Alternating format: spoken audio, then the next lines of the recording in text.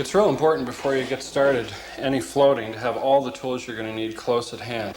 I have my margin trowel, my flat trowel here, and I've got my hawk for carrying mud over to the wall.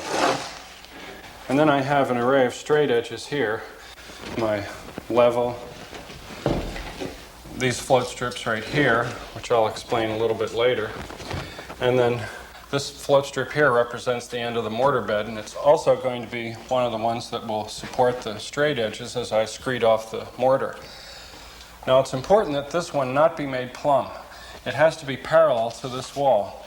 Otherwise, when the field is trimmed out with these radius bullnose tiles, if this were made plumb and the wall wasn't plumb, the joint between the tile and the wall here would either get smaller or larger depending on which way the wall was leaning. Now to deliver the mud to the wall, you've got to do a little dance with the hawk and the flat trowel. At the very beginning, you want to just press it real hard. That gives it an initial coating. Then you press in a small amount, cut it off so it doesn't fall off the hawk. And then the action to get it off is kind of a twisting motion. You want to dig in like so.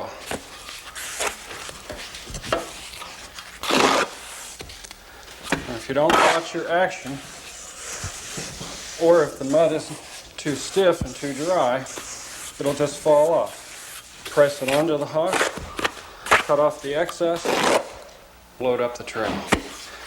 Now let's get some up on the wall.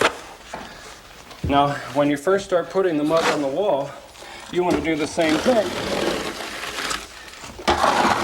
You want to press a real thin coat onto the wall and not really be concerned with filling it up.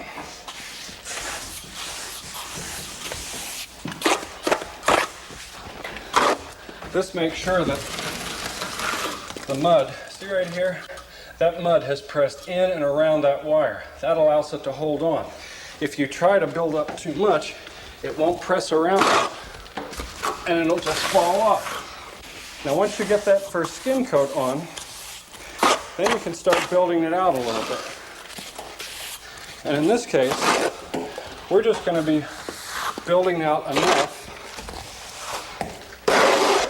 so I can seat one of the float strips in. Now, I can put this first float strip in. Now, one of the things you want to do is you want to wet down both sides of this float strip. Because if you put it up dry, what will happen is when it makes contact with the mortar, the side that hits the mortar will wet and it'll warp it out. Just kind of nestle it in there. Just a little bit. Then you take the level. You woodworkers are just going to hate this. Now what I want to do is I'm keeping an eye out at the top here. I want to make sure I have at least a ½ inch right here. Don't fall. Now I have to tap in at the bottom. Okay, that looks good. Now I'm going to situate another one here and set it up just the same way. And in spite of all the sweat you see on my face, this is hard work, but it's something that I get a terrific amount of enjoyment from.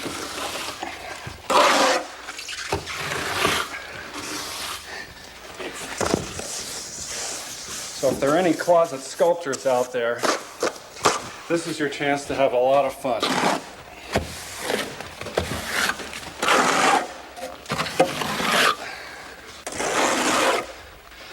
Now, for on top of this sill, you want something that the mud on the face of the wall can grab onto. because otherwise it might just peel off. So smash a little mud in like so, and then come back, bam, smash it right into the corner.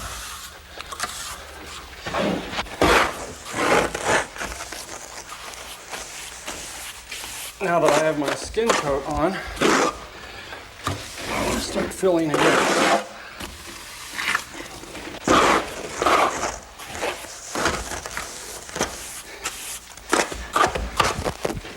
If you're just starting out, don't be discouraged if a lot of mud starts dropping off the hawk or off the trowel. I mean, look at the bottom of the tub already, and I don't even have anything done.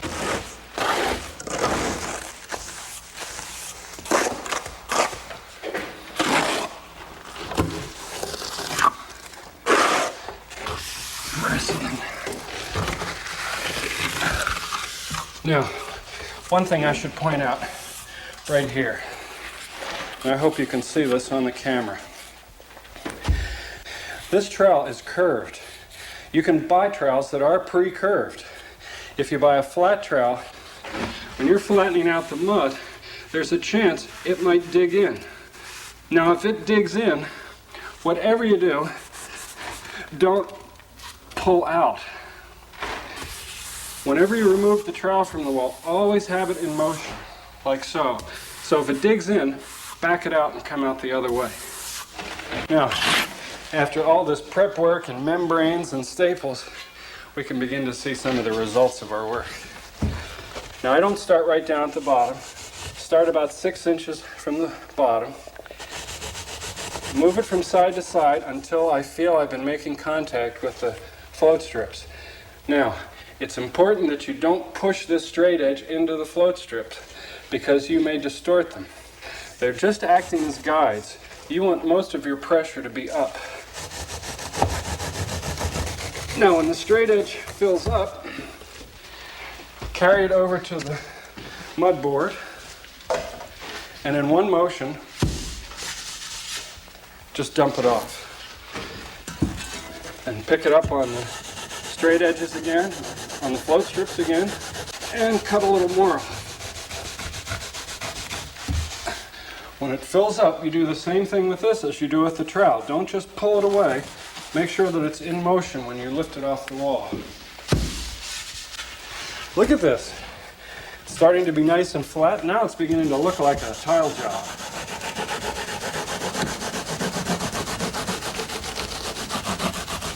Now up here you have to be careful because if you go too fast, you'll plop that mud up. So you want to take it a little easy. We're going to let that sit for a couple minutes and I'll get the rest of the wall here. Considering the heat generated by the lights on the set, this mortar is behaving very well. Although frequently I've had to knead the mortar to keep it loose. This is preferable to adding liquid, which can ruin the mix. Support is also crucial, and with this set not as strong as a real house, I won't be surprised if cracks appear later. Because of the way I'll be attaching the jam tiles later, I don't need a smooth surface here. Instead, I'm just applying a rough coat. At the header, I'm careful to move the trowel away from the corner. That way the mud stays up on the wire. And if I have to, I'll build up additional layers of mud.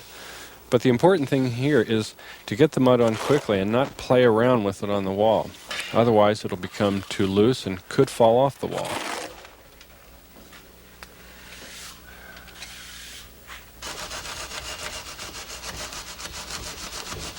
The purpose of the straight edge is to flatten the bed, not necessarily finish it.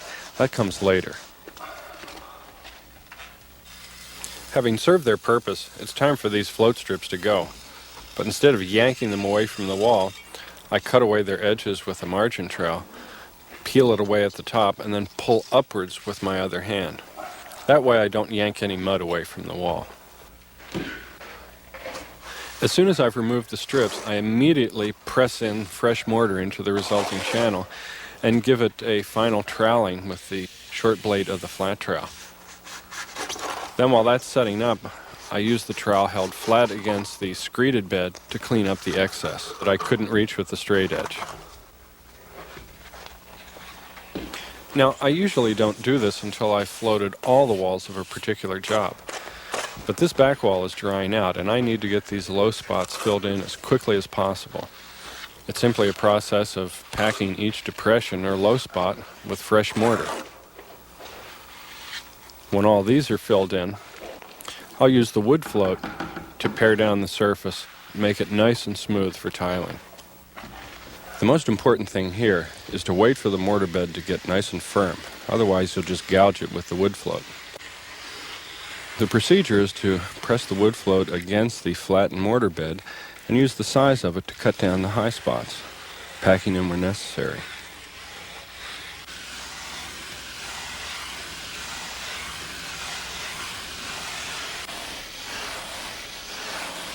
Here where the mud is soft, it's easy for the wood float to dig in, so I'll have to proceed carefully in this section.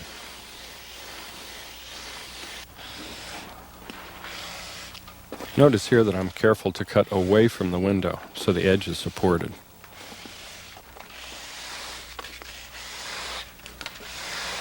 This wall is basically finished.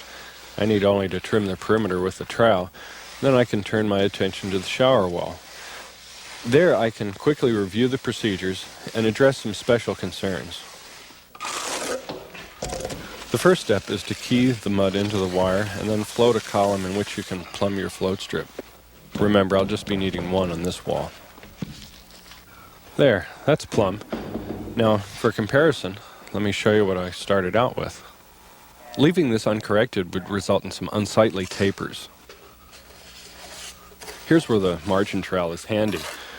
I'm a little surprised and a little embarrassed at the way I'm treating these fittings. On a real job, I do tape up the fittings to protect the finish and to leave access for the plumber. Once I have the skin coat on, then I can build out the thickness prior to screeding.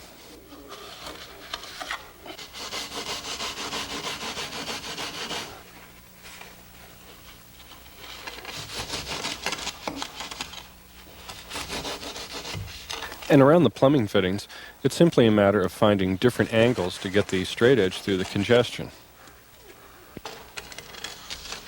The remainder can be cleaned up later with a wood float.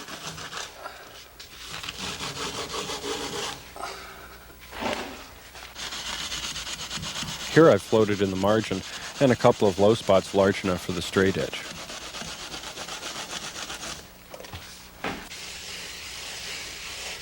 Once the wall was screeded, I removed the float strip and filled the resulting channel. Now I'm using the wood float to pare away the excess.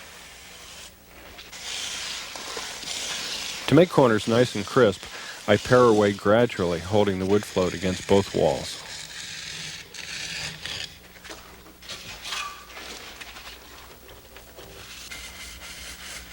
Here's yet another way to extend a flat surface. In this case, I'm cleaning up the dog leg area in front of the tub.